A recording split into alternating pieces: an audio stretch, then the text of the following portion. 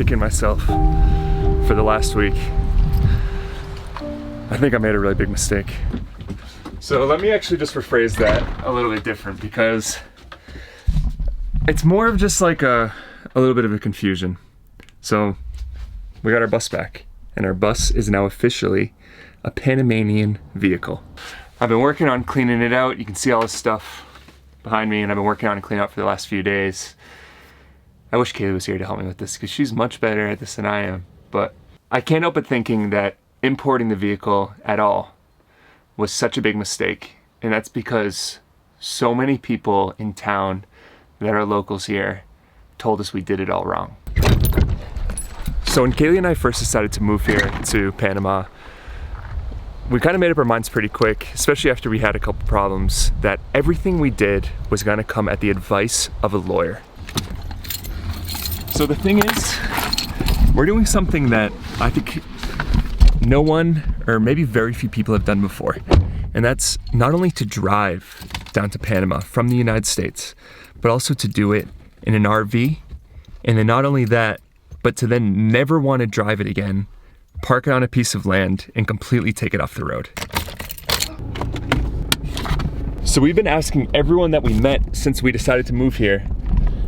We've been saying, hey, what do we need to do? Like, do we need to import the vehicle? Can we just go and park it up there? Is it necessary to pay all the money to import the bus? And all these people have been here for years and years, 10, 15, 20 years, when there's more horses in town than cars. Some of these people have been here for. And they all said, just bring the vehicle up there, park it, and you'll be fine. You don't need to import it. You don't have anything to worry about. No one will ever know, because no one's ever gonna see it, and you're never gonna drive it through a checkpoint or anything like that.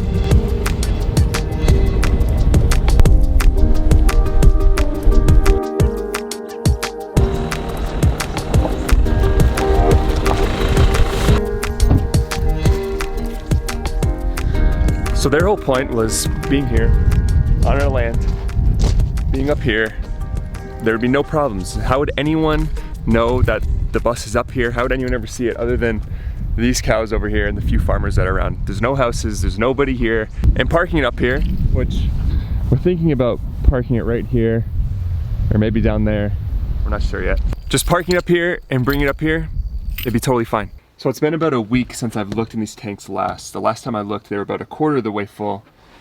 So this might be the end of the rainy season. This may be like officially it. If you look, it is so sunny out and so beautiful. Maybe we'll get a few more sprinkles, but I think basically the bulk of it is done. So this is the amount of water that we're gonna have to work with for our first dry season, for our first 3 months. So let's take a look inside. Okay, not too bad. I know it's kind of hard for you to tell. I would say half full, maybe just under that. So 1,200 gallons of water.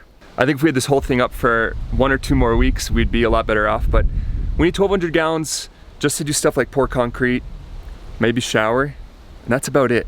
So I think 1,200 gallons should get us through, so we'll see how it goes, but at least it works. Look at that, you guys. That's gonna be our view now for the next 4 months, totally crystal clear. This view is one of the major reasons why we want to buy this piece of land, and we haven't been able to see it like that in a long time. I'm so excited to get started. Look how reluctant she is. I don't want to go. Go ahead, come on. Hop up there. But back to what I was talking about earlier. Obviously, we didn't take the advice of all those people. Obviously, we went with the advice of our attorney, who basically said, listen, you guys can do whatever you want, but I talked to people at customs, and what they told me is they're gonna get you if you do that. Sorry, my hair is just kind of all crazy from the wind. He said they're gonna get you if you don't import it now, and they're gonna make you bring the vehicle down to customs, and then you're gonna have to leave it there for a while. You have to pay the import anyway, and then you have to pay a fine. And you guys know we've paid a few fines. We're trying to avoid that. Now, is that just customs saying that because they have to say that? You know, is our attorney saying that because he's just repeating what, you know, what customs said, and he's just trying to tell me what the law is. And like I said, we're trying to figure all this stuff out, and I think we're really some of the first people to do some stuff like this. And after bringing our bus down to customs, leaving it there for 2 weeks, getting an agent, importing it, needing to buy insurance, waiting for insurance to come through, there's a lot more hassles along the way too, besides just that. After doing all that, it's hard not to think throughout the whole process, was all this really necessary? But the good news is, while our bus has been sitting in customs, I've had a house to stay in. I haven't been living in the truck, I haven't been living in a tent. I rented a house. This is what you can get in Panama for 500 bucks.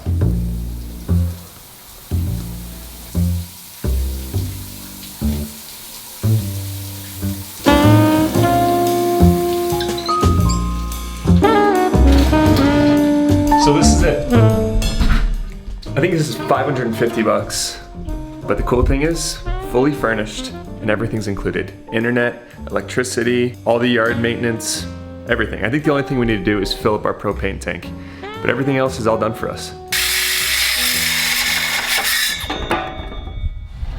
Now, one of the bad things about living in a house that's already furnished is a lot of this stuff in here has been used by other people. Take this bed frame, for example. If you lift up this mattress, you'll see how kind of hilarious this frame has been makeshifted to try and be fixed. But all you gotta do is throw a couple screws and a couple pieces of wood in here.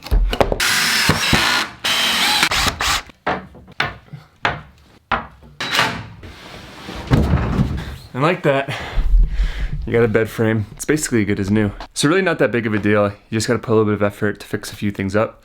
But I'd rather do that than pay the 500 or 1,000 bucks or whatever it costs to furnish the place. So I just came into downtown. I'm heading to Artero's, I'm heading to Buckle Tip. He just told me some big news and I want to share it with you guys.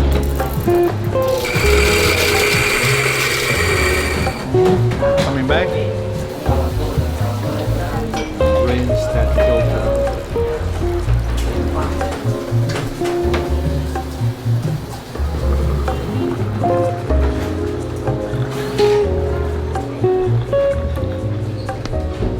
So this is it. This is it. This is, well, a prototype of it. This is the coffee that you think is gonna name you the best coffee brewer in the world. Well, this is my prototype. Yes, this is it's a dream, my friend. My real goal is to experiment as much as possible and to explore my palate and the people I get to share this coffee with, you know, their palates as well. So they experience something completely different and something new and make the most out of that particular cup of coffee.